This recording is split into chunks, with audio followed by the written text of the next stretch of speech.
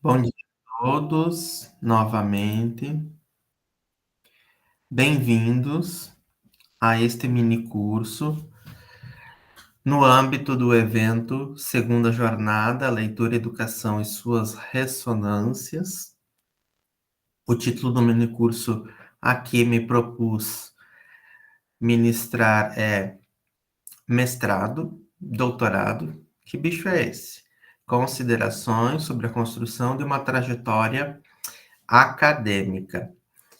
Meu intuito quando formatei este mini curso era dois: pensar numa trajetória acadêmica e os nuances dessa trajetória, porque, em primeiro lugar, somos pessoas, somos sujeitos, somos indivíduos, e, como tal, carregamos emoções, sentimentos, somos envolvidos por atribulações, por uma série de questões sobre demandas de diferentes ordens, e, e aí é importante a gente não dissociar isso.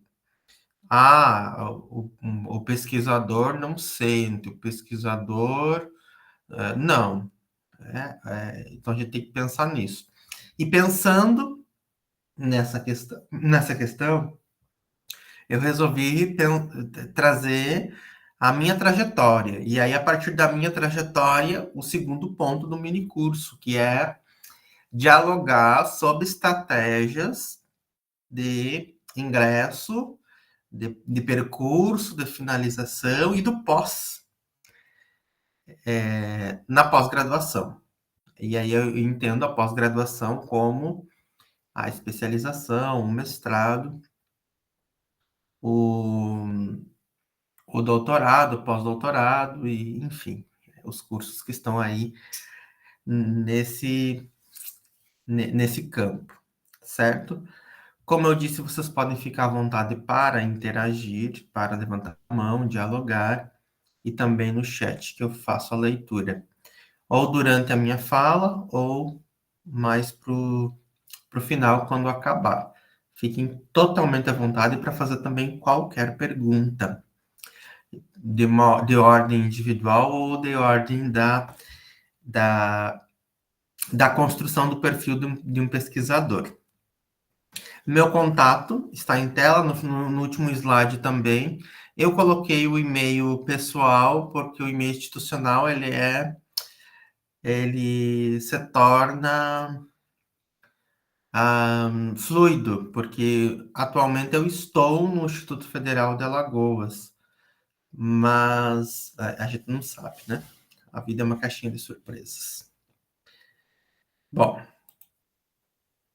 e eu inicio a minha epígrafe, a epígrafe da apresentação é uma frase do Guimarães Rosa, que está em Grande Sertão Veredas, que é essa da tela: o val do mundo é a coragem. Porque sem coragem, a gente pode até conquistar algumas coisas, mas muitas vezes é a coragem que nos impulsiona a fazer mudanças radicais, metamorfoses. Eu conversava, inclusive, essa semana com uma amiga que eu não encontrava há muitos anos, e a gente teve um encontro muito gostoso de diálogo, de conversa, e nós falávamos, e aí eu disse para ela, né, o fato de nem todo mundo conseguir ser borboleta, porque para ser borboleta precisa passar por uma série de processos e metamorfoses, e nem todo mundo está preparado para isso. Nem todo mundo quer. Aliás, eu faço um adendo aqui. Muitas pessoas às vezes querem ser borboletas, mas não querem passar pelo processo. Que, assim, eu vou dizer sempre, ou quase sempre, é um processo difícil, doloroso, com percalços, com adversidades. E para ser borboleta, talvez a gente precise de coragem, para principalmente sair da zona de conforto. Quando a gente fala em estudar, a gente está se referindo principalmente a sair da zona de conforto. Porque estudar também não é só, é também abrir mão de muitas coisas, abrir mão de muitas atividades, porque exige tempo. Aliás, eu até vou fazer alguns comentários sobre isso mais à frente. Porque às vezes a gente fica assim, fulano é doutor, fulano não sei o quê, né? Mas aí a gente pensa, né? O que é ser doutor hoje? E o que foi durante toda a história ser doutor? Né? Qual é a ideia, né, do ser doutor? Enfim, então o val do mundo é a coragem. Se a gente não tiver coragem, pode acontecer, pode, mas a coragem nos ajuda muito. E aí o percurso de hoje, apesar aqui da lista que eu elaborei, acho que eu não vou ficar durante todo o tempo, ou muito tempo, falando, a menos que as interações elas se acalorem. Mas eu começo pelo meu lugar de fala, o lugar e o corpo que eu habito, a história de vida que eu habito. Depois eu gostaria de falar da minha formação inicial, pensar com vocês, fazer mestrado para quê? E aí já partir para a trajetória, né? Como que é uma seleção de mestrado, como que é o percurso no mestrado, o que geralmente a gente faz lá no mestrado, como que é a seleção do doutorado, o percurso do doutorado, o que é um estágio pós-doutoral, o que é um pós-doutor, e no final, está virando quase os slides estão se encaminhando quase para esses vídeos, né, do YouTube, que o pessoal diz, no final eu vou dizer, então aqui também, ó, no final eu vou dizer as minhas dicas e sugestões para uma boa trajetória acadêmica. Eu não vou dizer assim, algumas pessoas até às vezes brincam comigo, porque você tem sucesso. Eu digo assim, não gosto dessa palavra sucesso. Nós temos que ser felizes no que nós fazemos. Ponto. Não importa se você publicou um artigo acadêmico na vida inteira, ou se você publica 30. O que importa é que você tenha realização naquilo que você faz. E aí, o minicurso de hoje também fala um pouco sobre isso. E aí, meu lugar de fala, eu gosto, e quando eu sou convidado para os eventos, para participar de uma mesa redonda, ou para fazer alguma conferência, alguma palestra, eu gosto sempre de iniciar contando ou dizendo o meu lugar de fala, o espaço que eu habito. E isso não tem nada a ver com currículo, apesar de eu ter colocado alguns itens aqui do meu currículo. Não tem nada a ver com currículo. Tem a ver com a pessoa que sou. Então, eu sou filho de agricultores, neto de analfabetos. Eu nasci no interior, e aí frisando aqui, do interior do Rio Grande do Sul. E eu coloquei um mapinha ali. Várias pessoas me encontram e me perguntam onde é, onde é, onde é. Então, naquele pontinho lá onde está Porto Xavier, destacado, acho que dá para vocês enxergar, foi a cidade onde eu nasci, e fica a 500 e tantos quilômetros de Porto Alegre. Eu fiz aí a quilometragem. Porto Alegre está mais à direita, mais no leste, e Porto Xavier mais a oeste. Então foi ali que eu nasci, uma cidade de cerca de 10 mil habitantes. E aí, como se não bastasse essa distância de Porto Alegre, morando no interior. E aí depois eu até me desloquei de Porto Xavier para a cidade de Itaqui para morar, que é ali próximo também, não é muito longe. Vai pegando essa linha aí da Argentina, na fronteira com a Argentina, foi para morar no interior ainda. Então eu saí do interior, eu digo que assim, para ficar mais compreensível, eu digo assim que eu saí da roça, entre aspas, com 24 para 25 anos. Então, 80, 70% da minha vida foi no universo rural. Então, por isso que eu digo, sou do interior do interior. Eu me considero um gaúcho sem marcas de tradição. Não uso bombacha, nunca usei bombacha, nunca usei lenço, não ando a cavalo. Eu não frequento CTGs. Para quem não sabe, CTG é um centro de tradição gauchesca. É como se fosse um clube onde as pessoas se encontram para falar e para consumir a cultura gaúcha.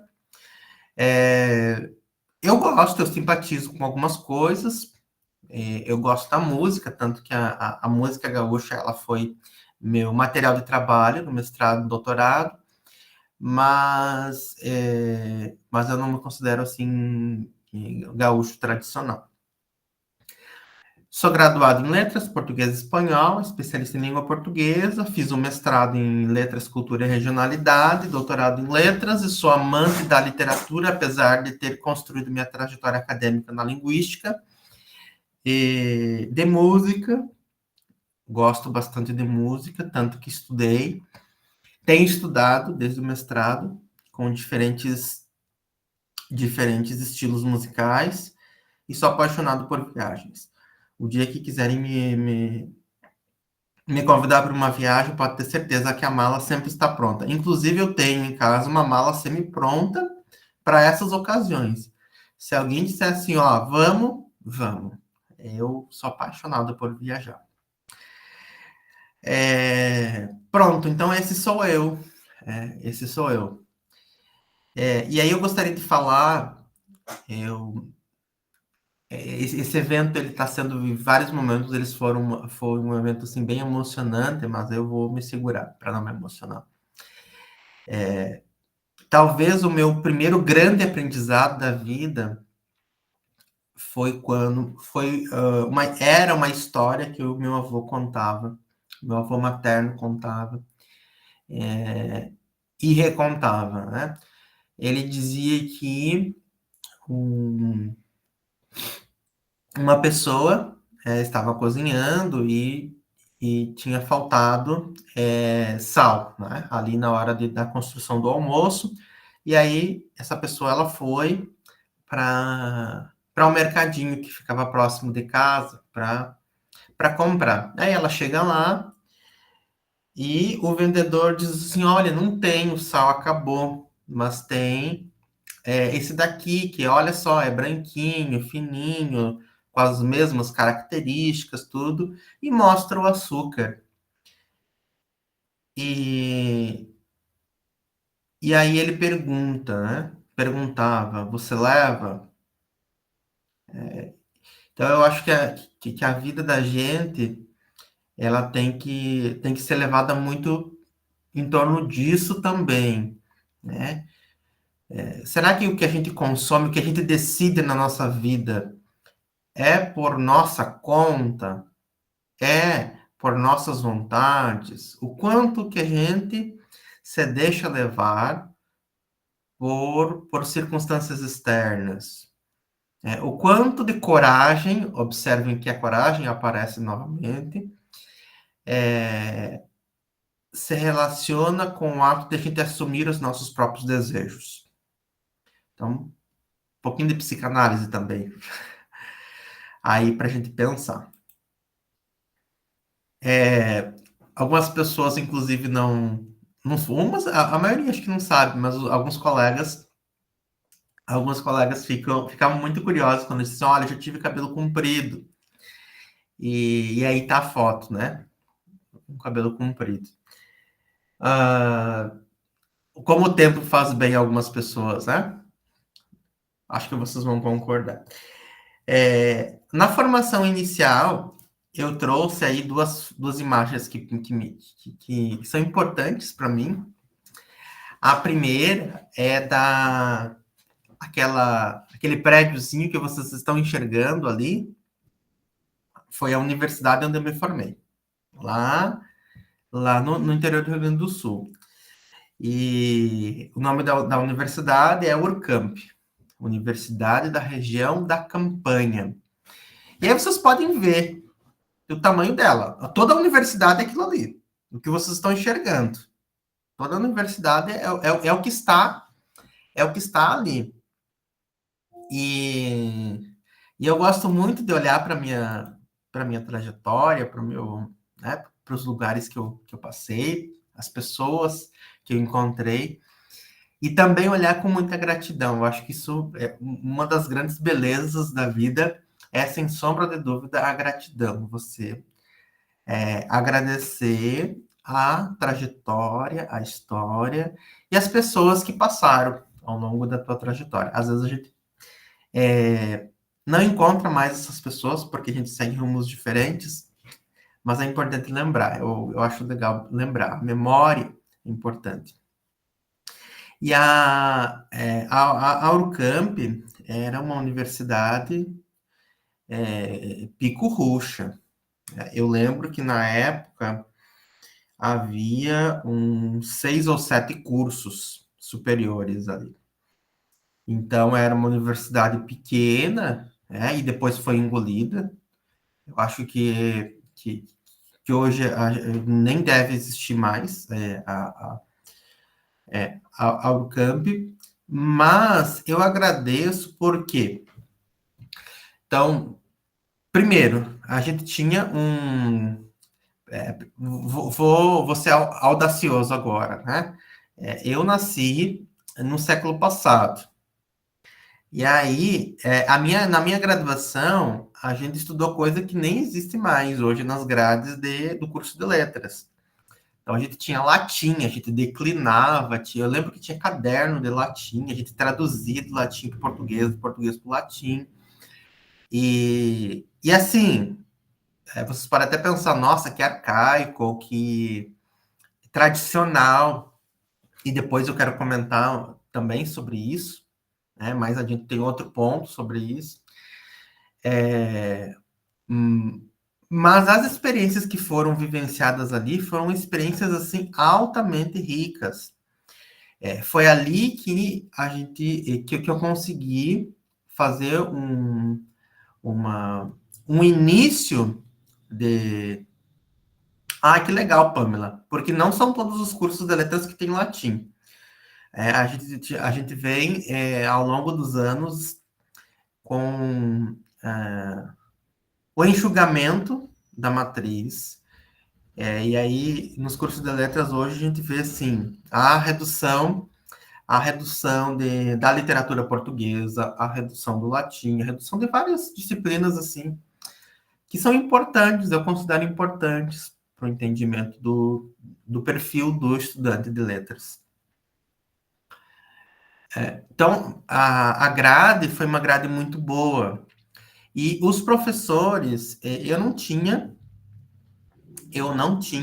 a Natália também teve latim, bacana, Natália. Eu não tinha nenhum professor doutor. Eu não tinha professoras, na verdade, eram todas mulheres.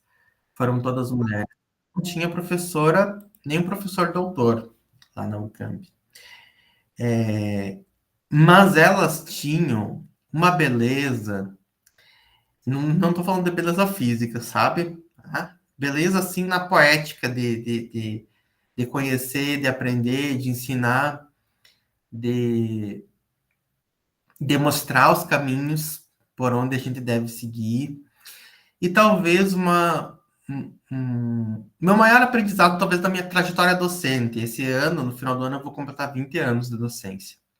Faz 20 anos, fará 20 anos que eu dou aula, que eu acho que é um bom tempo já. E talvez o, a, o que me marca e o que marca a minha trajetória pode ser traduzido numa palavra, numa grande palavra que eu aprendi ali, que é a palavra afeto. Tá? Ninguém consegue fazer nada, ou até podem fazer, né? Sem afeto, sem se deixar afetar, sem afetar. Eu acho que isso é bacana de se pensar. E aí, na foto da direita, foi um evento acadêmico que eu participei com a minha colega, Rose, era minha colega de trabalho, não de faculdade, e o Daniel, que foi meu primeiro orientando. Então, eu e a Rose, nós trabalhávamos numa escola de ensino fundamental da zona rural, e de Itaqui, e a gente desenvolvia um projeto na escola. E aí, Daniel era o nosso, né, nosso orientando. E aí, hoje eu fico pensando, olhando assim, né, e aí talvez venha a coragem de novo, né? Ali naquela universidade, a gente aprendeu o afeto e aprendeu, assim, a desenvolver a criatividade. Porque se eu olhar para aquela. Eu não tenho nenhuma foto aqui da escola, né? Mas a escola era 3, 4 casinhas de madeira, tinha um banheiro para a escola inteira. Os alunos tinha a casinha da merenda, a cozinha da merenda, e os alunos pegavam os pratos, né, a merenda, e sentavam na sombra para merendar, porque não tinha refeitório. Enfim, não tinha ventilador, não tinha quadra, nem pensar. Quando chovia, tinha um pedaço de asfalto, terminava o asfalto, era chão. Aí quando chovia, os ônibus não conseguiam entrar, então ficava lá no asfalto e todo mundo tinha que ir a pé até a escola, né? No meio do barro, atolava. Então sempre a gente tinha, inclusive, sacola plástica para colocar nos pés para não sujar. E aí, assim, a gente não tinha condições, né? Talvez, assim, a gente não teria condições de desenvolver a criatividade, mas aí a gente colocava ali. E aí era bacana. E eu agradeço muito esses 2 momentos e a universidade que me proporcionou. E aí, uma das minhas últimas fotos, assim, lá em Itaqui, com os meus alunos, eu trabalhava mais com ensino fundamental nessa época. Vocês podem ver na foto da direita as crianças ali na volta, e eles eram uns grudes, e eu lembro que eu era bem ruim, bem ruinzinho, assim, com as crianças. E as crianças eram uns grudes, porque elas gostavam, não sei se elas gostavam de sofrer, ou se elas.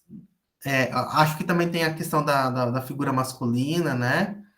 O afeto na figura masculina, que muitas vezes não se tem em casa, né? Mas essa foto demonstra, aí a questão da importância do afeto, do que eu aprendi ali no início da minha trajetória, que foi muito marcante, como eu disse. Então eu estava lá, né, formado, dando aula em vários lugares, e assim, o mestrado mais próximo de casa era 300 quilômetros, eu acho. Então, não tinha muita assim, opção, né? Eu não ia conseguir me manter ali e voltar toda semana. Era meio loucura. Então, era algo impensado para mim fazer um mestrado. Até que em 2010 para 2011, abrem os institutos federais no interior do Brasil. E abrem um campus do Instituto Federal Farroupilha, em São Borja, que é a cidade vizinha a Itaqui. E muita gente vai fazer concurso, eu me inscrevo também para fazer esse concurso para docente, e eu faço a prova, e assim, e aí na seleção intelectual, que é na parte didática, na escrita, eu fico em primeiro lugar, eu tiro a nota mais alta. Mas quando entra o currículo, fui de primeiro para oitavo, eu acho. E aí eu saio da lista, né? Porque eram 5 pessoas que ficavam classificadas. Eu não fico classificado. Aí eu fiquei pensando, nossa, mas, né? Poxa vida, eu podia trabalhar como professor federal, né? E não consegui essa vaga por conta do mestrado. Então, eu fui seduzido ali, né? Por essa possibilidade de ingressar no Instituto Federal e resolvi dar um jeito no mestrado. E aí eu começo a procurar, então, os cursos de mestrado no estado, no Rio Grande do Sul. Então, a gente tinha em Santa Maria Federal, que, como eu disse, ficava uns 200 e poucos, 300 quilômetros dali onde eu estava. Havia Porto Alegre, a capital, com alguns cursos de mestrado, e Caxias do Sul, que foi para onde eu fui, porque eu tinha suporte em Caxias. Então, havia pessoas que eu conhecia em Caxias e que poderiam me ajudar no início. Sim, mas eu não fui só por isso, né? Deixa eu ver o próximo slide aqui. Ainda não, mas eu vou comentar sobre isso. Daí eu vou avançar aqui. E aí, quando a gente passa a pensar, fazer mestrado para quê? Eu vou fazer mestrado para que eu quero fazer mestrado? E eu acho que é uma pergunta que vocês que já pensaram em uma trajetória acadêmica devem se fazer. Eu quero fazer mestrado para quê? Eu vou fazer mestrado porque eu quero aprender mais. É uma pergunta, é uma resposta válida. Eu vou fazer mestrado porque eu quero, porque eu gosto de estudar e eu quero continuar estudando. É uma resposta válida. Eu vou fazer mestrado para ascensão social e profissional. É uma resposta válida. Eu vou fazer um mestrado para ganhar dinheiro. Ah, a resposta é válida, mas eu não sei se vai, né? Se vocês vão conseguir, se vocês vão conseguir essa proeza, né? Mas tudo bem. Se vocês quiserem pensar assim, também pode ser. E aí tem uma coisa que a gente não pensa, e que eu tenho pensado cada vez mais junto com os meus alunos, junto com os grupos, as pessoas que eu circulo, que é o fato de fazer ciência. E a gente acha assim, que o pessoal, que quem faz ciência é aquele pessoal que fica de jaleco branco no laboratório e faz grandes descobertas. Não. Nós todos, enquanto educadores, em primeiro lugar, nós todos, enquanto educadores e que estamos em algum momento em sala de aula, fazemos ciência. Porque é através da nossa percepção e aí nossa ação naquele contexto é que as sociedades, digamos assim, os diferentes grupos sociais mudam.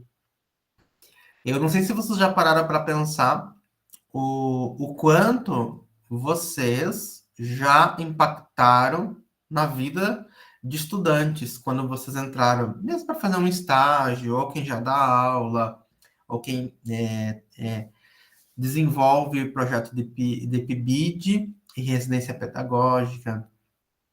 Tá? Então, a gente tem uma influência muito grande. E aí, para mim, isso é fazer ciência. Quando você tem essa consciência de que você influencia, de que você reflete sobre esse conjunto de influências, você estuda sobre o que é a educação, você tem aí um papel muito importante que é de fazer ciência. Então, tem isso também. E aí, quando a gente decide, por exemplo, ir fazer um mestrado em letras, e aí é um bombardeio de programas e possibilidades. Porque a gente tem o mestrado em letras, mas a gente tem outras tantas áreas, né? Tem mestrado em linguística, tem linguística aplicada, tem mestrado em literatura, literatura comparada, em estudos da linguagem, em linguística do texto, linguagem e cognição, psiconeurolinguística, enfim. Para citar que é um universo dos mestrados acadêmicos e também tem o mestrado profissional, eu já vou falar disso também. Então, tem inúmeras possibilidades. E aí tem que olhar cada programa e tomar partido. Eu tenho esses programas aqui.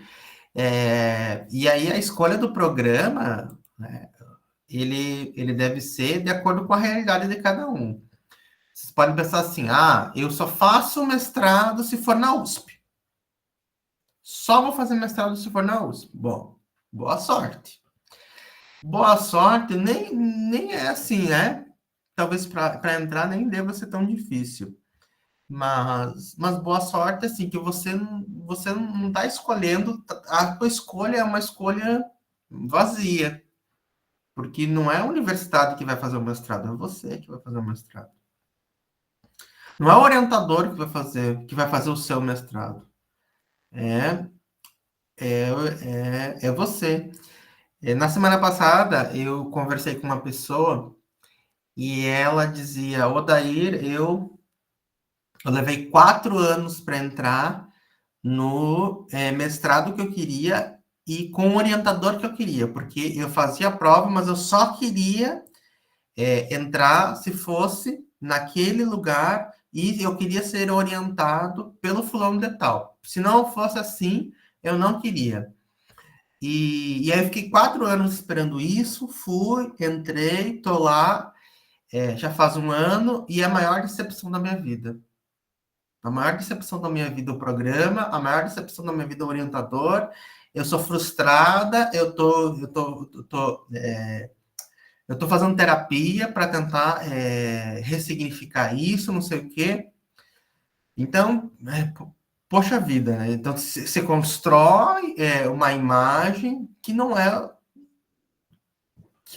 algo que está no teu alcance. Então, por isso que eu disse, assim, olhem para as possibilidades de vocês. Eu moro no interior do interior. O mestrado mais próximo é o tal. Não é bem o que eu queria, porque nunca as coisas são exatamente como a gente quer. A gente idealiza demais. Mas aí tem que fazer análise das possibilidades, do que a gente tem. Quem mora no interior e vai saber isso, e talvez a Carol, que está aqui, que é do interior do Rio Grande do Sul, entenda, ou outras pessoas aí dos interiores, às vezes a gente está lá no interior, na zona rural, e tá no dia de domingo e não tem refrigerante em casa, não tem um grande almoço, e a gente quer algo diferente. Então a gente sai pelo campo e encontra um pé de limão. E o que a gente faz? A gente colhe os limões e faz uma limonada. Era o que a gente queria? Não, não era o que a gente queria, mas se a gente olhar para o que a gente tem ao nosso redor, a gente pode perceber que dá feitos saborosos também, deliciosos, que a gente pode se divertir. A gente pode se divertir com aquela pessoa que vai com a gente até o pé de limão, né? Tem uma trajetória aí, tem algo que pode ser contado. Então, às vezes a gente reclama muito, mas a gente pode também ter ideias, né, das nossas dificuldades. Então, olhar para os programas e para as nossas realidades, não como se fosse algo, o fim, né, mas como algo que pode ser. Né? Se tem condições de lutar para ir fazer um mestrado na USP, beleza, vá. Não estou dizendo que não é para ir, é para ir. Mas não haja como se isso fosse a única possibilidade. Isso que eu quero dizer. E a gente tem a diferença do mestrado profissional para o mestrado acadêmico. E algumas pessoas não sabem a diferença. Tem diferença de estrutura no curso e tem uma diferença também da ressonância disso. Aí eu vou falar dos dois. O mestrado acadêmico, ele é um mestrado para formar, digamos, um pesquisador. Então, você vai desenvolver uma pesquisa, você vai defender essa pesquisa. Claro que estou resumindo muito simplesmente. Ao longo da trajetória, haverá atividades para te formar como pesquisador. Por outro lado, o mestrado profissional, ele tem o objetivo de formar um perfil profissional em uma determinada área. No caso do mestrado profissional em letras, o que a gente tem mais de um no país, né? Mas talvez o mais conhecido seja o Prof. Letras. A gente tem ali a, a meta, o programa tem a meta de formar um profissional capaz de pensar as questões linguísticas e literárias no âmbito dos processos de ensino-aprendizagem.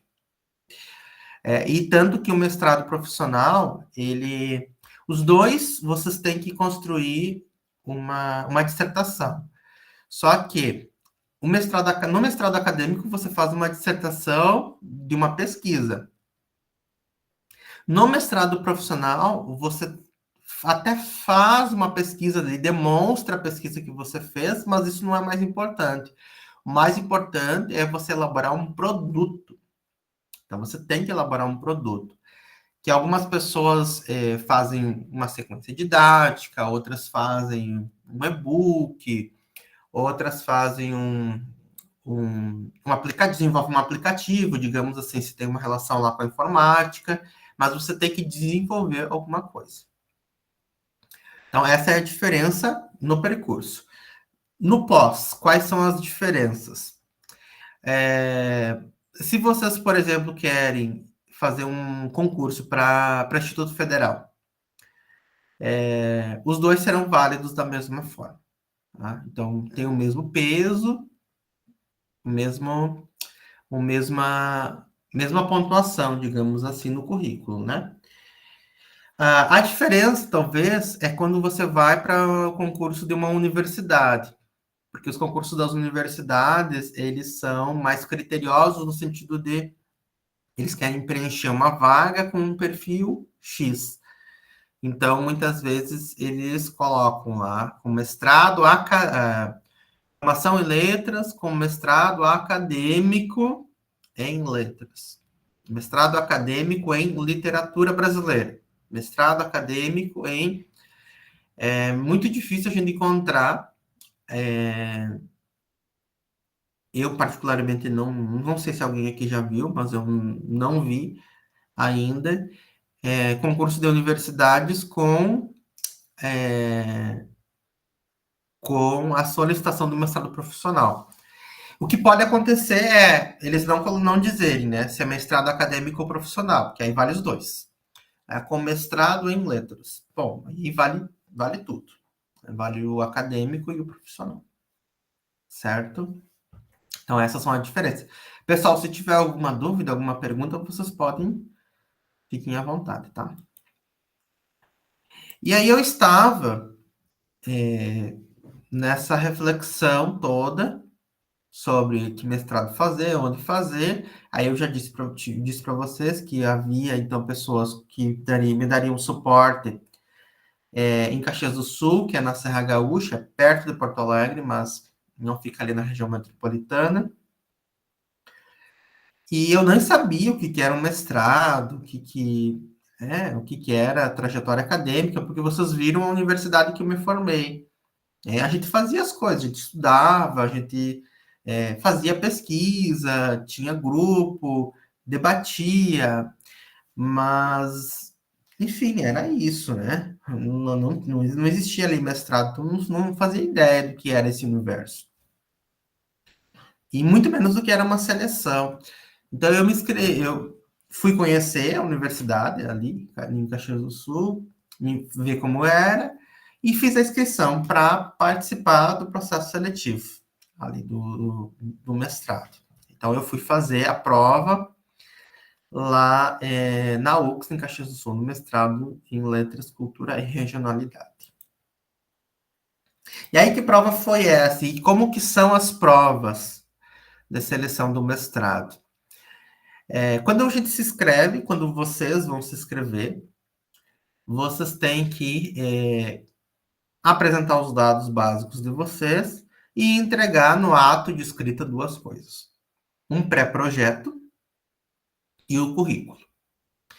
E o currículo é na plataforma Lattes. Então, quem não tem currículo Lattes já é assim, é emergente e urgente que tenha um currículo Lattes e que atualize seu currículo Lattes, ou que olhe seu currículo Lattes para ver o que tem lá, certo? Então, deem uma olhada no currículo Lattes. Então, tem que entregar o currículo Lattes com as comprovações. Então, tudo, se você coloca ali, eu publiquei um artigo com meu orientador, tem que colocar no anexo o artigo, certo? Então, você faz quase que um dossiê esse currículo e se escreve um pré-projeto. Então, você olha para um programa, tem esse mestrado aqui, tem essas linhas de pesquisa, tem esses orientadores. O que será que eu gostaria de pesquisar que está relacionado a isso? Porque, por exemplo, você pode até, eu gosto de análise do discurso. Eu quero fazer um mestrado, uma pesquisa de mestrado em análise do discurso. Aí eu vou fazer uma inscrição para a seleção do mestrado numa universidade onde não tem nenhum orientador e nenhuma linha de análise do discurso. Vou passar? Não, não vai passar da primeira fase. Certo? Então tem que ficar atento. Então tem aquelas possibilidades ali. Eu tenho que pensar, então, num projeto que contempla essas possibilidades. Eu vou falar também depois do projeto, tá? Estão lá nas dicas. No meu caso, foi muito curioso, porque eu fui a Caxias, conheci, fiz a inscrição. Não, mentira, eu não fiz a inscrição quando eu conheci, eu fiz depois, porque eu voltei e fiquei pensando sobre o que pesquisar ali, né? Tinha os orientadores possíveis, e fiquei pensando. E um dia eu estava indo para a escola, estava dirigindo, indo para a escola, e eu sempre gostei muito de música, sempre estudava ouvindo música, fazia as coisas ouvindo música, preparava a aula ouvindo música, levava a música para a sala de aula, e eu estava dirigindo, indo para a escola, ouvindo música. E aí ali era uma música gaúcha. Aí pá, né? Fiquei ouvindo. E aí comecei assim a perceber, nossa, né? Tem isso, esse vocábulo, esse item lexical é do espanhol, né? E tá nessa letra, não sei o quê. E aí outro, e disse assim, será que alguém já pesquisou isso? Então depois eu sentei em casa e fui ver que ninguém tinha pesquisado. Ó, minha oportunidade. Então, elaborei o projeto nesse sentido. Depois tem a prova escrita, a gente vai para uma prova escrita, lá no mestrado, e as provas escritas elas são diferentes nos programas. Tá? No meu caso, a prova escrita havia 3 grupos, digamos assim, 3 grupos de perguntas, grupo 1, 2 e 3.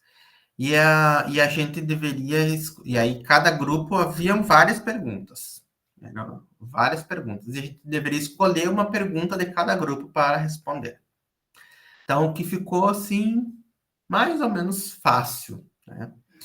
Com detalhe: né? Para essa prova escrita e para essas perguntas, tem uma lista de obras obrigatórias não obrigatórias, né? Uma lista de obras para a prova. Então, a gente tem que se preparar para essa prova, não é só ir lá, vamos perguntar algo genérico. Não, não é algo tão genérico assim. Você tem que responder de acordo com as obras que foram indicadas, os livros que foram indicados. Então, você tem que ler, estudar, para depois chegar no dia da prova e conseguir responder. Então, eles leem teu pré-projeto, olham o teu currículo, você faz a prova escrita e se você passa nessas 2 etapas, você vai para a entrevista. Não é todo mundo que vai para a entrevista. Na verdade, não é todo mundo que vai para a prova escrita, porque aquilo que eu disse, né? Se não tiver o projeto não tiver sintonia com o programa, nem vai para a prova escrita. Para a entrevista, vai só aqueles que se destacarem. E aí na entrevista eles fazem uma sabatina. Né? Não é uma sabatina perguntando assim, de gramática, não é nada de conteúdo. Eles querem saber sobre a ideia do teu projeto, como que você pretende desenvolver, coisas do teu currículo, da tua trajetória. Eles querem saber mais sobre você. Por que querem saber mais sobre você? Porque o que importa para um programa de pós-graduação? Eles querem a garantia de que você, se você ingressar, a pessoa que ingressar ali, e isso é importante, ela terá a capacidade de passar pela trajetória acadêmica com êxito, escrever a dissertação ou a tese de doutorado e defender. Então, eles vão selecionar a pessoa que tiver capacidade de se desenvolver como pesquisador. Então, muitas vezes as pessoas reprovam, porque talvez não demonstraram segurança suficiente, porque não conseguem ali demonstrar a capacidade de uma rotina de estudos, de construir a sua trajetória ali que é sozinha. Aí eu vou falar depois um pouquinho sobre isso também. A trajetória é solo. Aqui é uma viagem solo. Mestrado e doutorado é uma viagem solo. A gente vai bonitinho até a graduação com os coleguinhas de mão dada, todo mundo vai para o parquinho, e quando chega no mestrado, termina tudo isso, né? E nem tem parquinho. Ele trocam os brinquedos e os parquinhos pelas facas e os tapetes para serem derrubados, porque ali a ideia é uma espécie de Game of Thrones, sabe? Mestrado e doutorado. Então a gente tem que também estar preparado para isso.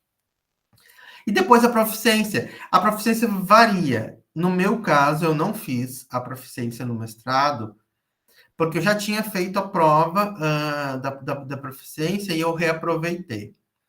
Então, em alguns lugares, eles até aceitam isso. Então, por exemplo, vocês aqui. Eu quero fazer, vou ingressar no mestrado. Então, se vocês já tiverem interesse, vocês podem, por exemplo, adiantar a proficiência de vocês. Vocês podem me inscrevi lá na proficiência da UFAL, vou lá, elaboro, respondo a prova, faço a prova, passei. Quando vocês fizerem a seleção, vocês pedem para reaproveitar essa prova de proficiência que vocês já fizeram. Tem um prazo de validade, mas aí dentro desse prazo de validade vocês podem utilizar, que eu acho que alivia um pouco. Alguns programas, a maioria dos programas aceita essa validação. Alguns programas, eles têm a prova de proficiência junto com essa seleção, e outros programas você entra e depois você tem que apresentar a proficiência no primeiro ano. Você tem um tempo, então, para fazer essa prova de proficiência. Então, vai variar de acordo com o programa que vocês estiverem prestando a seleção. E aí, o mestrado é um percurso de 24 meses, né, de 2 anos. E nesses 2 anos, o que acontece? Enfim, eu fiz aquele percurso lá, eu passei e passei a morar em Caxias do Sul. E aí, o percurso é um percurso de 24 meses, como eu disse. Nesses 24 meses, o que você faz? Né? O que acontece?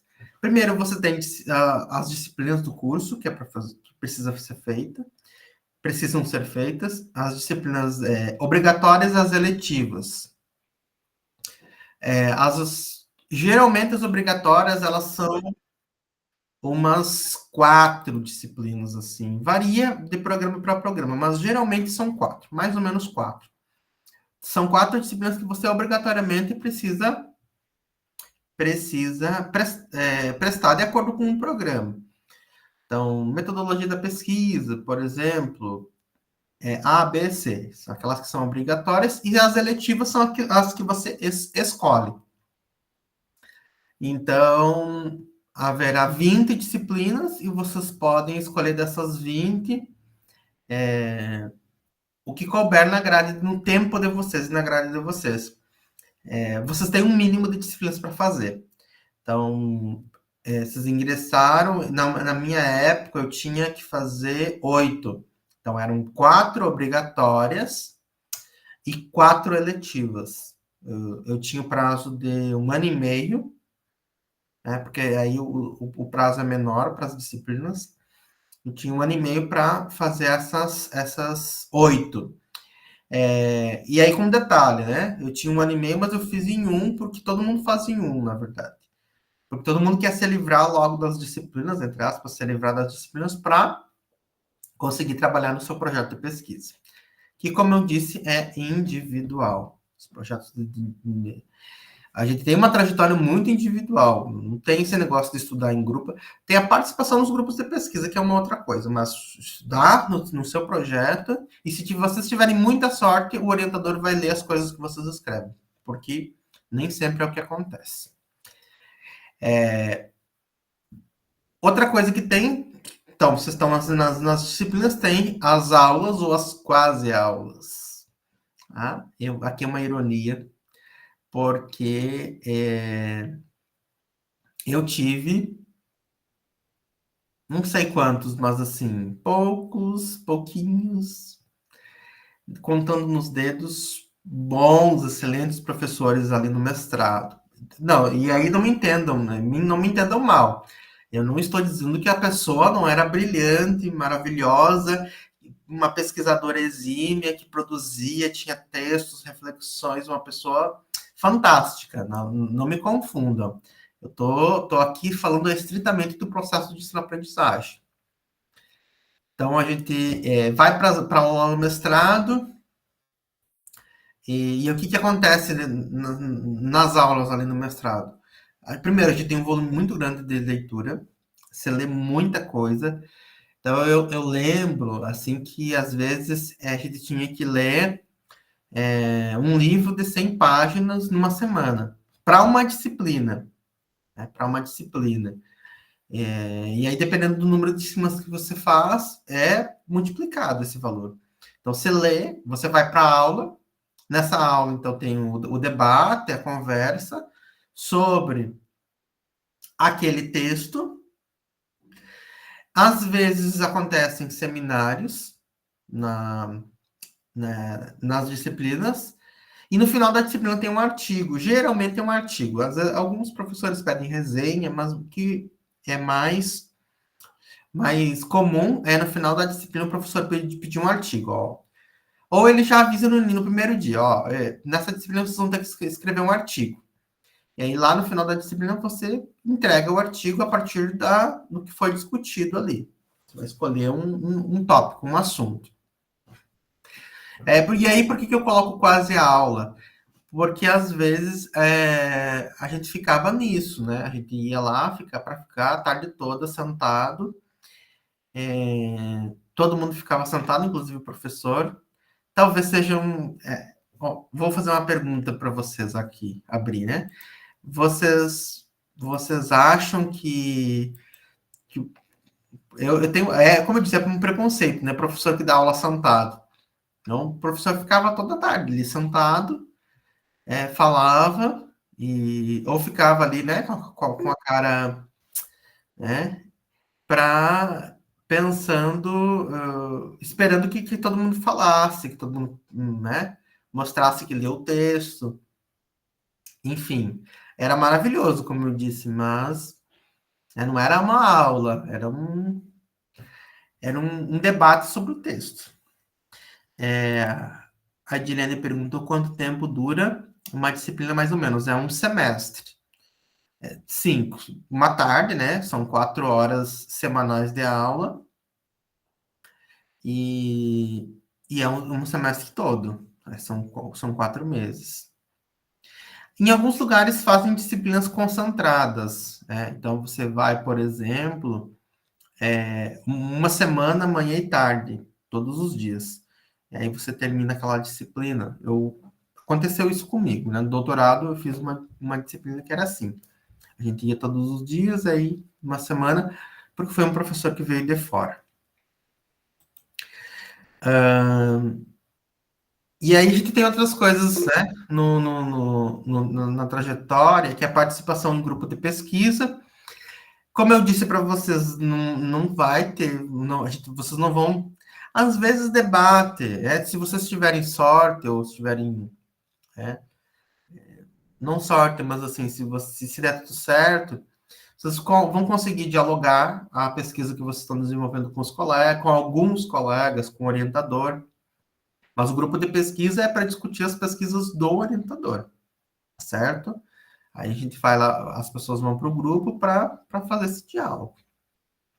A participação em eventos acadêmicos, que é assim, riquíssimo, é maravilhoso, como esse que nós estamos, mesmo sendo virtual, mas eu lembro, assim, os primeiros eventos acadêmicos que eu fui, assim, foram incríveis, incríveis, são muito bons. E depois a gente tem a qualificação e a defesa, tá? Eu vou falar um pouquinho mais na sequência, eu acho. E aqui um pouquinho do percurso, né? De coisas que me lembram do percurso. Então, eu participei do grupo de pesquisa da minha orientadora do mestrado. Eu participei desse grupo, que é o GTLEX, que é um grupo do léxico no país. Eu fui ao CIMELP, que foi um evento que acontece em vários países, e aí, em 2013, foi no Brasil, em Goiânia. E eu acabei indo. O Céu Sul, que é um evento que acontece no Sul.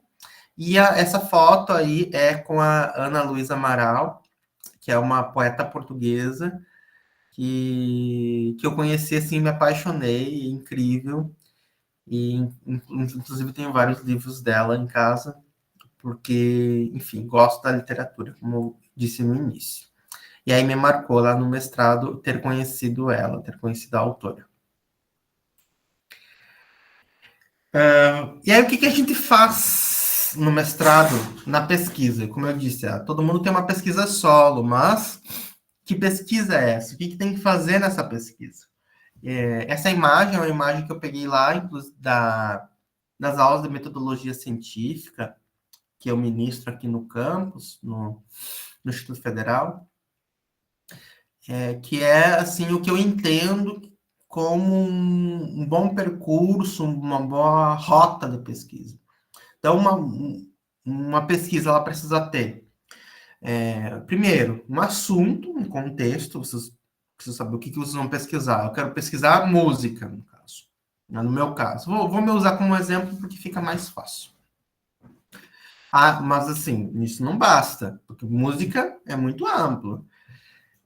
Então, eu tenho aí um tema, eu quero estudar música. Que tipo de música? Música gaúcha, no caso. Eu quero estudar música gaúcha. Tá, mas eu tenho que partir para uma unidade de análise, porque música gaúcha é muito amplo também, muito vasto. Eu preciso pensar no que eu vou analisar, e tem que ser restrito e finito. Eu não posso, sim, ser algo aberto. No caso do mestrado, eu estudei as letras de canções de uma dupla de cantores gaúchos. Então, eu peguei toda a discografia deles, as músicas que eles produziram, e fiz essa análise. Então, foi um grupo de canções ali finito, certo? Baseado numa teoria. No caso do mestrado, foi a lexicologia, que era a teoria que a minha orientadora utilizava lá nos grupos de pesquisa dela, nas pesquisas dela. E a partir disso, então, se delinei um objetivo, aí eu coloquei ali, ficou, né, na verdade, o que a gente vai fazer? Pesquisar, analisar, investigar, comparar, detectar. Como que a gente vai fazer isso? Um passo a passo. Se a pesquisa é qualitativa ou quantitativa, mas na ordem metodológica, e aí a gente vai tabular, analisar os dados e vai gerar os resultados, e tudo isso estará lá na dissertação, tá certo? E aí, e o mestrado passa muito rápido, né? Assim, 24 meses, a gente até acha assim que são dois anos, é muito tempo, mas não é. Aqui é a foto do dia da minha defesa da dissertação. E que passou rápido, né? Fiz tanta coisa e foi muito bom. E aí a seleção do doutorado, a minha seleção do doutorado, ela foi curiosa, porque eu estava no mestrado e havia já alguns, entre aspas, namoros com pessoas de outras instituições. Como a minha professora, ela fazia parte desse grupo do léxico no país, eu circulava com ela nos eventos, etc e tal, e aí as pessoas me diziam assim, Odair, vem fazer o doutorado aqui, não sei o quê, vem. Aí tinha isso, mas eu tinha não minha zona de conforto, né? Porque nessa altura eu estava trabalhando em Caxias do Sul já, estava consolidado ali, tinha casa montada, etc e tal, e aí eu acho que o Val do Mundo não foi a coragem dessa vez. Eu poderia ter saído mais para o mundo ainda, mas eu decidi manter mais a cautela aqui. E fiz a seleção do mestrado dentro da própria universidade. Que aí vem. Numa seleção do doutorado, em grande parte dos casos não tem prova escrita, tá certo? Por quê? Porque geralmente se você já passou por um mestrado, você já publicou uma dissertação, em tese, você já sabe escrever. E você já tem, assim, um mínimo de domínio técnico e teórico. Então, isso se imagina. Então, não tem prova escrita, o que a maioria não tem. Né? Não estou dizendo que não haverá em nenhum programa. Pode ser que algum faça ainda, mas em geral não tem. O que você precisa é o pré-projeto, nos mesmos moldes que eu falei anteriormente, no mestrado. O currículo, então tudo que você fez, não só no mestrado, mas na tua trajetória inteira, documenta tudo de novo, é um dossiê, entrega. Vai para a entrevista, na entrevista a mesma coisa, eles vão perguntar sobre o teu projeto, tua trajetória e o que você pretende fazer ali dentro do doutorado. E algumas pessoas têm a dúvida, não sei se vocês têm essa dúvida, né? Qual é a diferença do mestrado para o doutorado? Qual é a diferença de uma dissertação para uma tese, né? E a diferença do mestrado para o doutorado não é só o tempo, né? Um tem 2 anos e o outro tem 4. É isso. Não é isso. Não é isso também, né? Isso é uma mera formalidade. A gente tem, no mestrado, a gente tem que fazer uma pesquisa. A gente tem que desenvolver, mostrar que consegue desenvolver uma pesquisa dentro desses parâmetros aqui. Uma pesquisa com um tema, uma unidade de análise, aplicando uma teoria, com objetivos claros, com uma metodologia que tenham resultados e que possam ser analisados. Ok. Tá? Isso é uma dissertação. É quase um TCC ampliado, mais robusto. Agora, no doutorado, você precisa fazer tudo isso também, mas você precisa incrementar um elemento inovador. Então, você precisa pensar em algo que não que antes não tenha sido pensado, mas você precisa. É como se vocês fossem dar um passo a mais. Então, todo mundo fez até aqui e vocês vão fazer um pouquinho mais. Esse pouquinho mais pode ser um pouco bastante, pode ser um pouco, ou pode ser um pouquinho. Tá? Mas vocês precisam. Pode ser uma linha da tese. Essa linha da tese é a inovação. Pronto, inovou. É uma tese. Certo? Então tem que demonstrar inovação. Faz a entrevista e a proficiência dos mesmos moldes que eu disse para vocês antes. Vocês podem fazer antes, se quiserem. Algumas seleções vocês vão fazer ali no mesmo processo. E em outros casos, vocês têm no primeiro ano para fazer a prova e entregar a, o comprovante. E aí, qual é o percurso do, do doutorado? O que a gente faz no doutorado?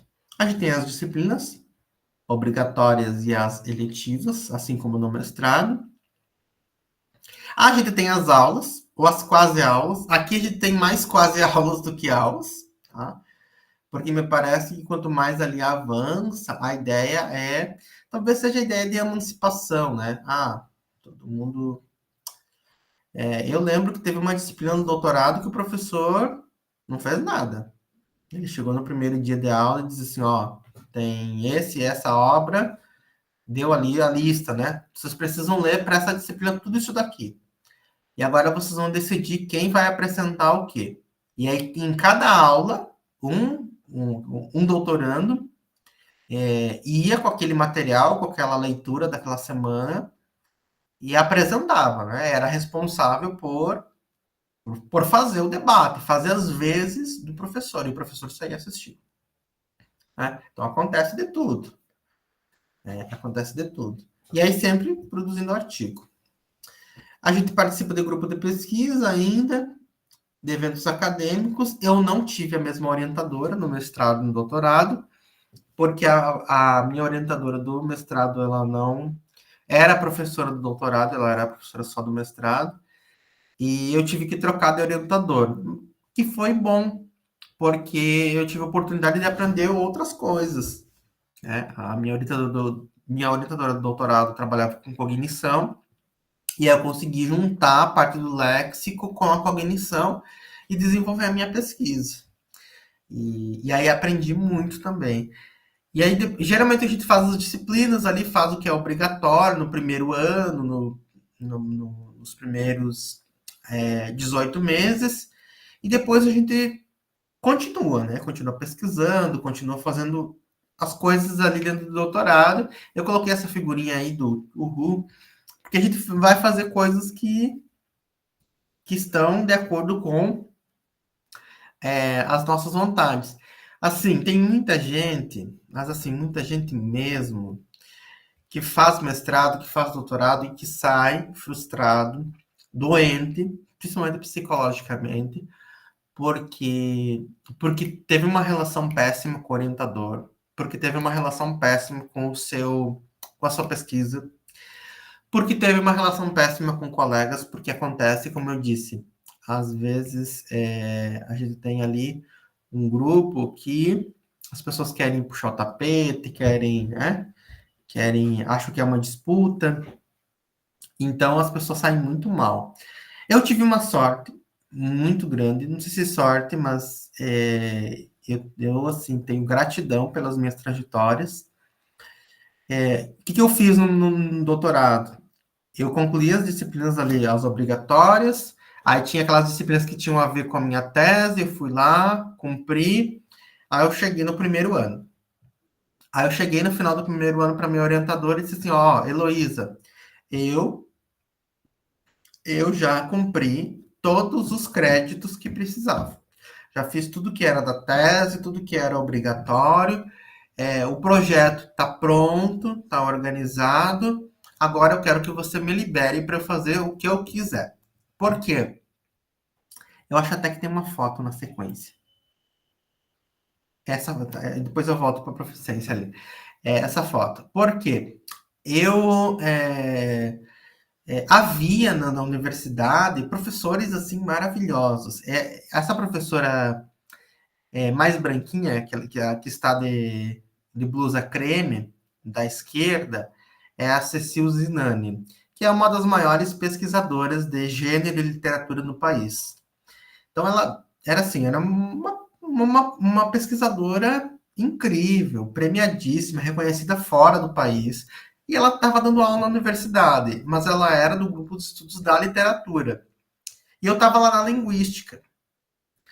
E eu queria ser aluno da Cecil, né? E eu, não que não pudesse, né? Mas estava ali envolvido e tinha que cumprir as coisas de crédito e de tese, não sei o que mais. Aí quando chegou no. Estou usando esse exemplo, né? quando chegou no final do primeiro ano do doutorado, eu disse para a Heloísa, ó, me libera, porque eu quero fazer outras coisas. Eu não vou deixar a tese de lado, eu vou desenvolver a tese, mas eu quero assistir às aulas que eu quero. Quero ser aluno de quem eu quero participar das coisas. E a Heloísa, assim, incrível, né? Em todos os sentidos, não só isso. Ela disse assim, vai, porque é isso, né? Doutorado é isso. E aqui o detalhe, talvez um pulo do gato, quando você pensa no ser doutor. Você, você é doutor porque você foi bom o suficiente em um tema, ou você é doutor na sua tese, ou você é doutor porque você conseguiu transitar por diferentes áreas do conhecimento e você sabe, consegue pensar, né, em várias áreas, em vários lugares teóricos, digamos assim. E aí eu fui ser aluno da Cecil, né? Fiz várias disciplinas ali com a Cecil sobre gênero e literatura. Fui fazer outras disciplinas em outros cursos que eu queria também, com pessoas que eu tinha vontade de ser aluno. Enfim, fui para o mundo, fui fazer coisas que me interessavam e que eu considerava que poderiam agregar no meu perfil como pesquisador e como possível doutor. Aqui, possível doutor, né? Então, fui fazer isso, né? O percurso do mestrado foi isso. E a proficiência, eu tenho uma história, porque às vezes a gente olha assim, né, ó, fulano de tal fez tudo isso, não sei o que, fulano de tal, ali, fulano de tal, né? Em primeiro lugar, que eu nem sou, não sou fulano de tal. Não gosto, inclusive não gosto de... É um momento que eu tô falando sobre mim, mas em nenhum momento quero que vocês pensem assim, é uma é uma propaganda, não é propaganda. Eu quero compartilhar minhas experiências e de longe dizer que as minhas experiências foram sempre exitosas e são êxitos. Inclusive, eu vou falar disso, né? Que eu tive um perrengue na proficiência, porque minha proficiência do mestrado foi espanhol, eu era formado em espanhol também, então foi fácil. E aqui no doutorado a proficiência ela precisa ser diferente no doutorado. Então, se você fez espanhol no mestrado, no doutorado tem que ser outra língua, que é inglês, francês, alemão, italiano, qualquer outra língua, menos o espanhol, porque eu já tinha feito. E aí eu, enfim, fui para o inglês, que era aquilo que me era mais próximo, mas sempre tive muita dificuldade. Inclusive, é um detalhe assim, importante de se destacar. No início do mestrado lá, assim, eu chorava, literalmente eu chorava em cima dos livros, porque assim, eu tinha que. Eu dormia e acordava com os livros e com as cópias dos capítulos, tentando entender alguma coisa, porque era tudo em inglês. Havia uma disciplina ali que era só inglês, só material em inglês. Parecia que aquela professora, ela era um capeta. Ela não tinha um livro da bibliografia que era em língua portuguesa. E eu tinha muita dificuldade mesmo, porque além de ser inglês, era linguagem técnica. Então eu ficava ali traduzindo, tentando traduzir, tentando entender. E assim, foi muito difícil mesmo. Mas, assim, o primeiro semestre do mestrado foi bem difícil. E aí, quando veio para o doutorado, eu tinha um pouquinho ali de trajetória, né? Eu não reprovei naquela disciplina. Era inglês, mas eu consegui passar. Deu tudo certo. Aí tinha proficiência aqui no doutorado, no inglês. E eu passei, entrei, e aí tinha o primeiro ano para fazer. Aí fui fazer a proficiência lá, me inscrevi e reprovei. A primeira vez que eu fiz a proficiência, reprovei. Reprovei porque eu sou lerdo para algumas coisas. E aí demorei demais, enfim. E para quem não sabe, a proficiência, a prova de proficiência, ela é assim: há um texto todo em inglês, E a prova, as perguntas, elas são em português e você responde em português. Porque o que, que você tem que demonstrar na proficiência? É que você sabe ler. Você não tem que demonstrar que você sabe falar, que você sabe ouvir, e nem que você sabe escrever. Você tem que demonstrar que você consegue minimamente ali ler e entender sobre o que está sendo dito, o que está sendo informado no texto. Que é mais ou menos fácil, né? Mas mesmo assim eu não consegui, eu reprovei. Reprovei na primeira vez, aí depois, na segunda, eu fiz umas aulas, inclusive para aprender algumas técnicas, e os assuntos da proficiência eles são variados. Então, você entra numa prova lá e tem um texto de biotecnologia. Ferrou. A vida inteira em letras e o texto fala de biotecnologia. Então, é isso. Às vezes você não tem sorte. Aí, na segunda vez, eu consegui passar. Aí deu tudo certo. E aí, o que, que eu fiz no doutorado? Eu também não quero me alongar muito aqui. Essa imagem da minha pesquisa do doutorado. Eu não vou falar disso porque senão eu vou demorar muito. Mas aí lá no doutorado eu fiz a seleção das canções que eu trabalharia. Eu fiz uma pesquisa historiográfica das canções gauchescas no Rio Grande do Sul. Eu trabalhei com palavras que significam espaço, como chão, terra, sítio, fazenda, cidade, praça, palavras que têm um sentido de espaço. Aí eu fiz uma análise lexicográfica, uma análise introspectiva, fiz pesquisa de campo e fiz análise dessa pesquisa de campo e, e entrevista. A pesquisa de campo foi um questionário e foi entrevista. Eu analisei tudo e assim, foi um negócio de fôlego. Acho que não sei se eu teria fôlego para fazer isso de novo. Muita coisa.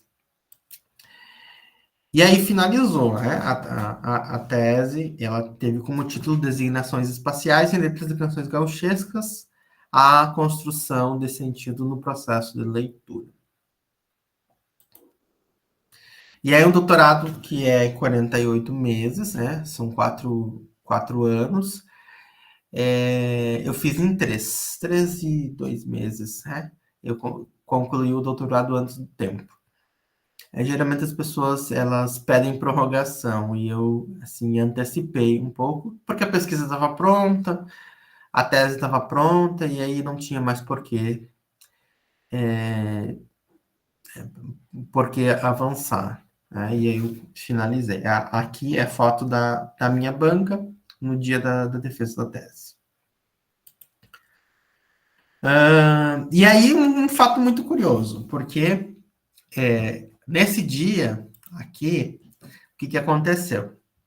Na verdade, antes, né? Antes, uns 15 dias antes dessa defesa aí. A minha orientadora, que é a Heloísa, que é a que está do meu lado ali, né, de blusa creme. A Heloísa, ela me escreve e diz, ó, Odaí tem uma bolsa de pós-doutorado aqui na universidade e, e essa bolsa de pós-doutorado é para a área da linguística e não tem esse edital já abriu 3 vezes e não tem inscritos, as pessoas não estão se inscrevendo, né? Ou porque talvez era interior, ou não sei. E essa bolsa vai voltar para o MEC, para a CAPES, se não preencher a vaga. E como você está defendendo, você pode se inscrever. E aí foi muito curioso. Eu peguei, naqueles 15 dias ali, vou elaborar um projeto.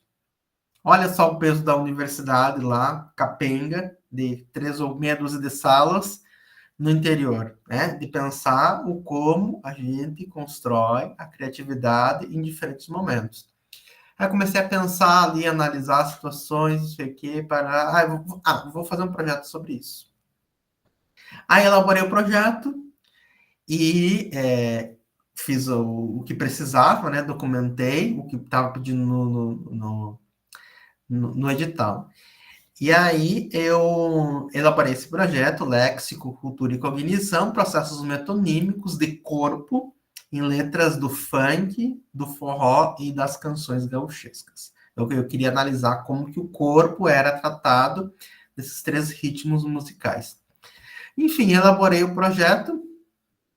E aí, nesse dia, depois dessa foto aí, tirei a foto ali, defendi, não sei o quê, peguei o projeto e fiz a inscrição para o pós-doutorado.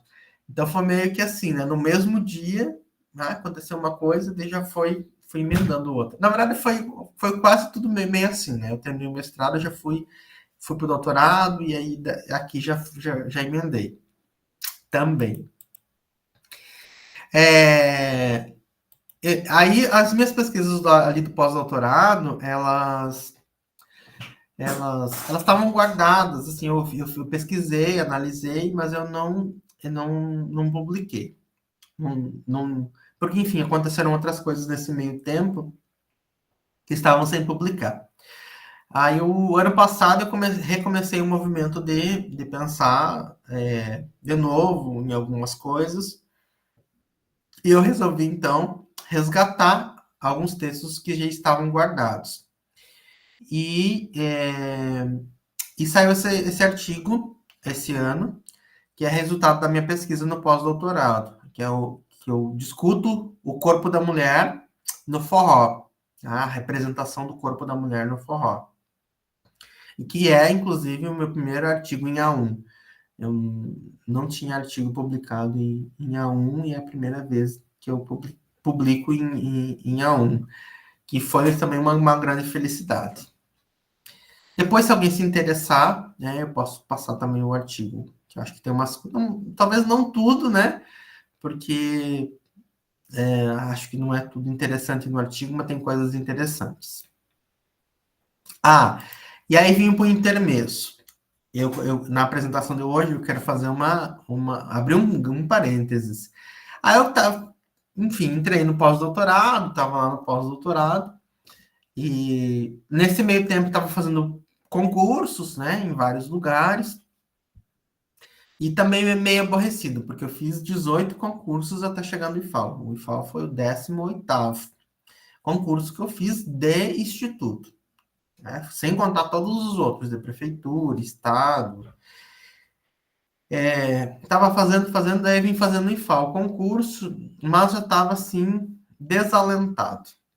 E aí vem um intermezzo, o grande intermezzo da minha vida, um grande parênteses, né? Ou abre alas, como preferirem, que foi participar do concurso aqui no IFAL e entre 622 participantes, consegui uma colocação que me desse a vaga. Então, eu acabei abrindo mão da bolsa do pós-doutorado. Eu continuei no pós-doutorado lá com a minha orientadora, mas eu abri mão da bolsa e vim para Alagoas nesse meio tempo. Aí depois finalizei o pós-doutorado e cá estou, né? Com vocês hoje. E aí eu passo para as dicas e sugestões e a gente vai finalizando também aqui essa parte expositiva. A primeira dica, né, eu acho que são 10 dicas para quem quer se preparar para um mestrado ou para um doutorado. A primeira dica é estudo, leitura e escrita. Gente, tem uma coisa que é muito séria e eu tenho batido na tecla cada vez mais. As pessoas não sabem escrever. Hoje, sobretudo, ou mais do que não sabiam antes, tá? E isso se torna, para mim, muito sério. Aí vocês podem até dizer, ou alguém pode dizer, mas as pessoas, elas estão escrevendo mais, porque tem as redes sociais, escreve no Instagram, escreve no Twitter, escreve no WhatsApp, as pessoas nunca... Alguns teóricos defendem, né? Essa geração é a geração que mais escreve. Mas aí tem uma coisa, né? Que é o escrever assim. Não é o digital, escrever a punho. E as pessoas estão perdendo a capacidade de escrever, de saber escrever. Então, assim, estudem, leiam, se informem e escrevam. Tem um caderno para estudar. Um caderno, sim, físico. Se vocês entrarem aqui em casa, vocês vão ver que vocês ficam atordoados de tanto papel, né? Acho que é... Não estou dizendo que é impossível que uma pessoa que não lide com papel tenha uma trajetória assim boa, mas é importante, tá? Acho que é muito importante. Acho que vai se tornar um diferencial a pessoa que sabe escrever futuramente. Porque a gente está se encaminhando para isso. A preparação do currículo, certo? Participem de evento, tudo que... E, assim, eu não entendo, né? Eu venho de um histórico, de um espaço onde a gente não tinha... Eu lembro que lá, quando eu ia para a universidade, não tinha evento. A gente tinha ali um ou outro evento que acontecia na universidade, eu mostrei a foto para vocês, inclusive. Um ou outro evento, assim, na região, mas não tinha. E a gente não tinha condições de sair para eventos. Então, hoje a gente tem a possibilidade do online, a gente tem a possibilidade de encontrar com pessoas de diferentes lugares. A gente tem uma política pública que não é a ideal, mas já é uma política pública que tem avançado para incentivar as pessoas a participarem de eventos acadêmicos, participarem de grupos de pesquisa, PIBIC, PIBID, e assim. Eu vou dizer que eu tenho uma dificuldade enorme para encontrar bolsista de iniciação científica. Porque, sei lá, tem das duas uma, né? Ou as pessoas não têm interesse mesmo, em fazer trajetória acadêmica, em aprimorar o seu currículo, em aprender, ou eu não sou interessante. Porque pode ser isso também, né? As pessoas às vezes querem, mas não querem o que você está pesquisando, o que você está oferecendo. Então, pode acontecer isso também. Estudar uma língua estrangeira, assim, não sofram o que eu sofri, não desejo que você sofra. E tem cursos gratuitos e online. O Instituto Federal do Rio Grande do Sul tem cursos nessa plataforma que eu coloquei ali, é o Moodle. Você se inscreve gratuitamente, tem inglês e espanhol. Eu não sei se tem alguma outra língua estrangeira também. Não me ocorre agora. E vocês podem se inscrever lá e fazendo aos poucos. Se tiver oportunidade em um lugar próximo de casa que seja gratuito ou que vocês consigam pagar, façam, né? Tem francês também, bacana. Façam uma língua estrangeira, 2, 3, quantas conseguirem. Estudar língua estrangeira é importante. Escolha um programa ou dois, né? Então, por exemplo, quem está em Alagoas, tem a UFAL, Maceió, tem o Prof. Letras, que tem na UFAL, tem Garanhuns, tem em alguns lugares, né? Tem a Federal de Sergipe, ali em Aracaju, e aí um pouco mais longe, tem 2 cursos de mestrado na Rural, na Federal Rural de Pernambuco e na Federal de Pernambuco, que são possibilidades também. E aí, quem está em outros lugares, pense assim, no raio, onde está, e se quer ir mais longe, não, mas eu queria tanto fazer na USP, na Unesp, na Unicamp, na UFMG, na Federal do Rio Grande do Sul, na PUC, né, que são conceituadas no sentido assim, as pessoas desejam, né, são alvo de desejo, vai, né, mas não se pegue a isso, né, que como eu disse, lá na história que eu contei, às vezes a pessoa espera demais e não acontece. Escolha um orientador. Assim, isso é sério. Isso é sério, é tão sério, e talvez assim, de todas as dicas que eu vou dar para vocês, talvez seja a mais importante. Escolha uma pessoa que não coloque vocês para baixo, mas que coloque vocês para cima. Escolha uma pessoa que mostre para vocês todos os caminhos para vocês se tornarem uma pessoa boa, de bem e um pesquisador. Eu cheguei no mestrado sem a capital. Eu tinha 24 anos, não conhecia a capital do estado. Não conhecia ali Caxias do Sul, apesar de ter família, nunca tinha ido. Eu era do interior, matuto, e acho que vocês vão lembrar, ou já ouviram falar, no filme do Mazzaropi. Eu me sentia o Mazzaropi, chegando ali no mestrado, chegando em Caxias do Sul para fazer mestrado. Mais ou menos isso. Tá? Não sabia inglês. O meu currículo era pequeníssimo, porque eu tinha participado daquilo que era possível e disponível na minha região. Enfim, todas as características ali do grande caipira, né, do grande Mazzaropi.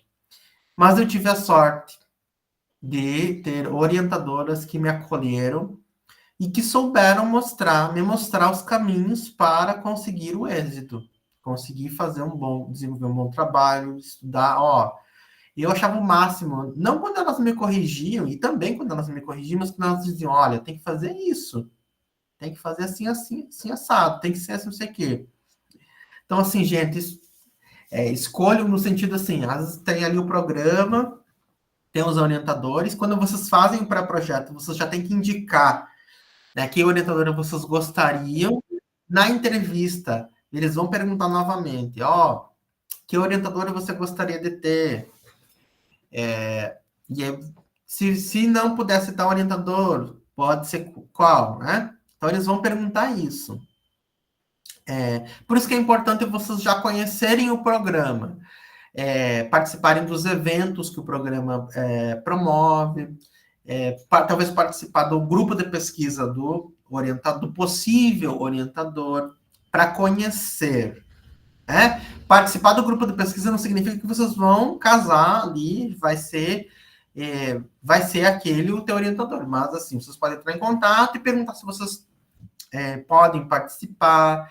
Boa parte dos programas tem reuniões online, então vocês podem participar de casa para conhecer, saber o lugar que vocês estão se enfiando.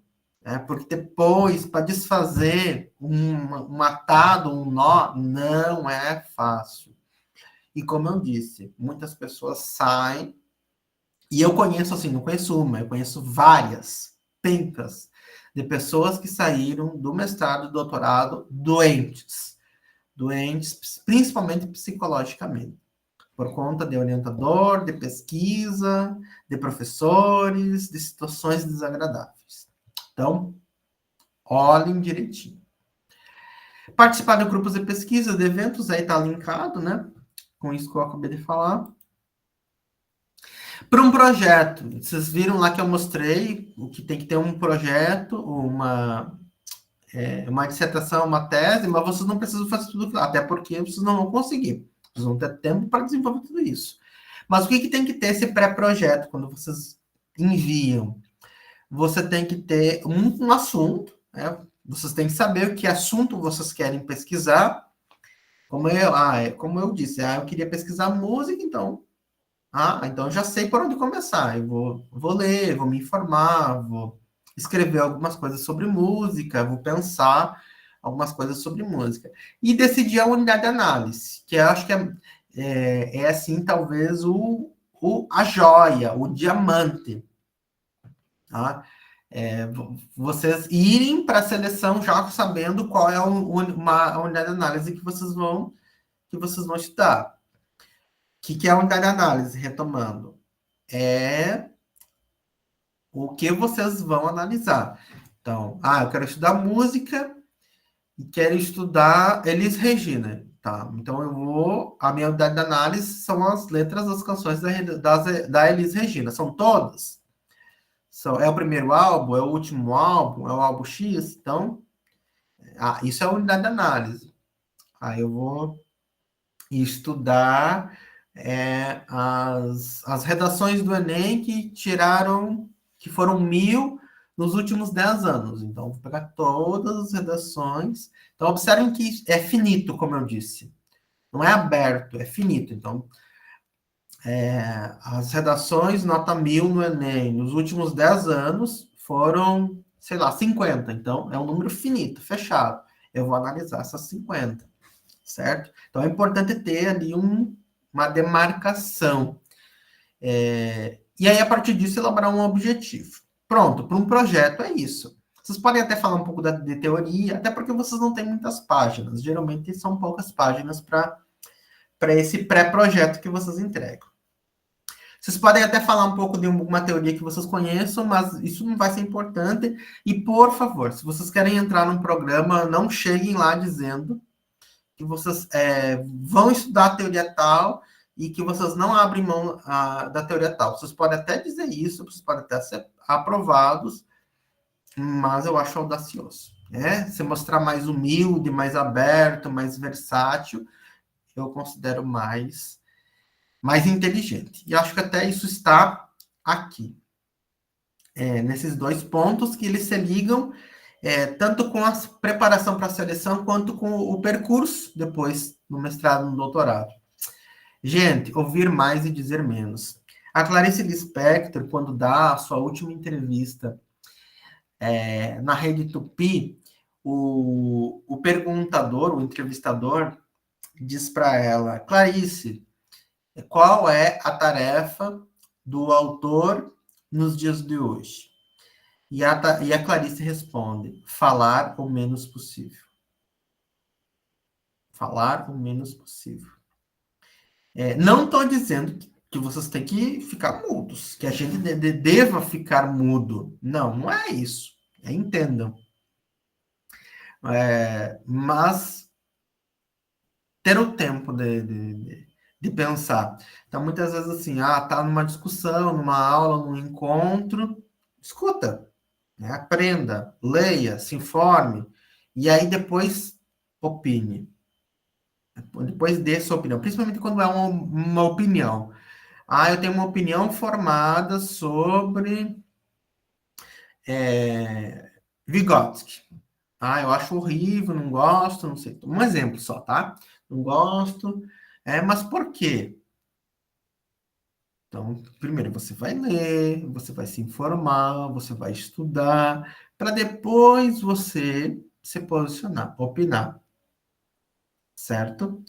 E nenhuma opinião, ela não pode ser revisada. Tá? Então, não significa que a opinião de vocês ela não possa ser mudada, porque ela pode. Inclusive, eu acho que é sensato, muitas vezes, a gente mudar de opinião. Então, ouvir mais, dizer menos, e talvez isso não se encaixe para as perguntas, porque se está com dúvida, ou se você não entendeu, eu acho que é importante dizer.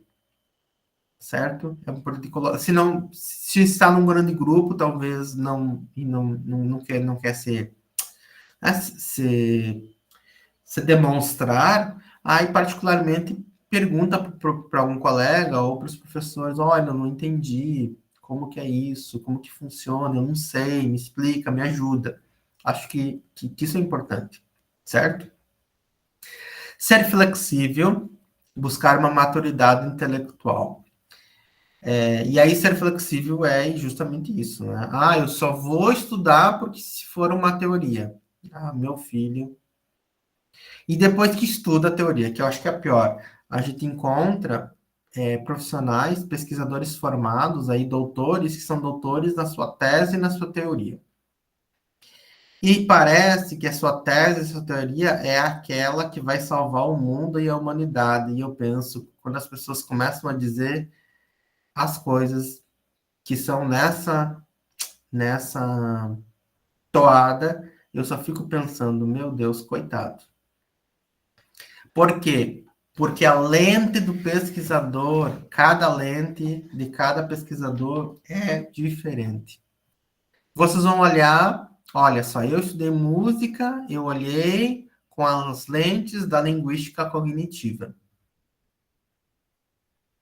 Mas, se uma outra pessoa vier e olhar a mesma pesquisa com as lentes da teoria da enunciação, da análise do discurso, da sociolinguística, da psicolinguística, das teorias da comunicação, da teoria bakhtiniana, da linguística de Saussure, vão olhar com um prisma totalmente diferente e vão encontrar coisas diferentes. Isso não significa que os estudos nessas naturezas vão ser melhores ou piores que o que eu realizei. E não significa que o que eu realizei é melhor ou pior, mas são diferentes. Então, a meu ver, falta humildade e maturidade intelectual na academia. Os doutores se formam doutores nas suas áreas, nas suas teses, e, e aí parece que o negócio fica sério. Então, acho que humildade é bom sempre em todos os casos. E aí a décima é permitir sua experiência. Se vocês conseguirem, a gente teve inclusive essa evolução aí no governo atual, que foi a mudança de status das bolsas. Até trouxe porque às vezes as pessoas não sabem, né? Ou não lembram. No mestrado, quem é bolsista recebe R$ 2.100, no doutorado é 3.100 e no pós-doutorado 5.200. O que eu quero dizer é que se vocês conseguirem fazer um pé de meia, se organizar, para ficar só estudando no mestrado, nossa, é incrível, tá? Então, se quem conseguir fazer ter essa experiência, se permitir, eu sei que 2.100 não vai, vocês não vão fazer grandes coisas, não. Não vão comprar carro, não vão comprar casa. Com 2.100 vocês vão conseguir ali sobreviver, mas ter uma experiência incrível, certo? Porque trabalhar e estudar, eu estou falando por experiência própria, porque trabalhei e estudei a vida toda. Nunca tive mas talvez ainda, né, consiga ter essa experiência de só estudar, né, de fazer um curso, assim, só estudando, mas eu imagino que seja maravilhoso. Então, é uma outra dica para vocês pensarem nisso. E aí, para finalizar, eu trouxe uma epígrafe para começar e uma epígrafe para terminar. Verba volant, scripta manent. Uma frase em latim que, que quer dizer: as palavras voam, mas os escritos permanecem. A gente vai, mas o que fica no mundo é aquilo que a gente escreveu e aquilo que a gente publicou. Sim, já vou colocar o link do canal. Aqui os meus contatos, se alguém depois quiser trocar alguma ideia. Ah, ó, eu coloquei aqui o e-mail institucional, lá no início eu coloquei o e-mail pessoal, meu Instagram. Se alguém quiser trocar alguma ideia, precisa de alguma ajuda, se quiserem os meus projetos, quando eu entrei ali no mestrado, no doutorado e o projeto do pós-doutorado pode pedir também, eu tranquilamente não tem problema não de compartilhar essas coisas. E se precisarem de alguma ideia, de algum suporte, estamos aí. E já tenho tentado há um tempo entrar num programa de pós-graduação para também, talvez, receber orientandos. E depois que estiver lá e quiserem também, estarei à disposição. Certo? Eu vou finalizar a gravação e aí a gente pode conversar um pouco mais intimamente.